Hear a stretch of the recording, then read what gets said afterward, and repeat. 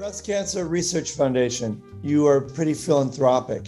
Can you tell us about this as we continue the studio tour? Good question. I'm glad that you asked me, because it's always been it evolved as a very important thing to me, and I'll tell you why. In the 60s, I was in college at the University of Miami, and my mother told me on one of those payphone booths, I remember, where you call collect or whatever, because it was long distance to Miami. And my mother said she has breast cancer. Well, thank God she recovered. She had a mastectomy, she recovered, and everything else. Then I went on with my life. And then in '94, I got asked to do the cover for Newsweek. Then after that, I wound up being with a very close friend of mine who was a model, and a well-known model who was on her first cover of Self magazine. And one night we were hanging out, and she said, you know what, I feel something, and she wound up having breast cancer.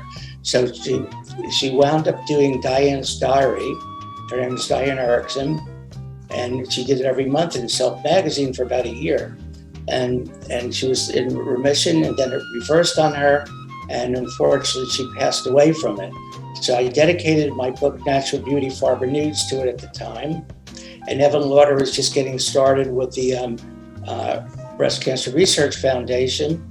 So we got involved, and we had an exhibition with it, a book thing, and I was able, from the opening night, to donate $10,000, which was, I was thrilled about it, to that. And the book was dedicated to Diane, and we were involved with breast cancer with it.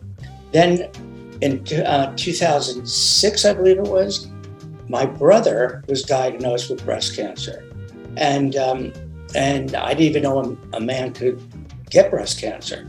And he had breast cancer, and he had a double mastectomy because of it. And he went into remission, and he's been fine since, up until, unfortunately, this summer. It came back after 16 years or so. And now he's dealing with it again, and he has breast cancer. So it's always been an important thing, and I've been doing things, and we even created a special edition prints to help raise money for breast cancer.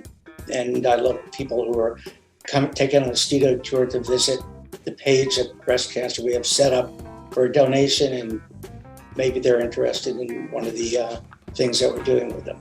We did have a raffle for a $19,000 print that somebody won also. It was part of the Women as Art traveling exhibition, and that culminated in somebody winning that print.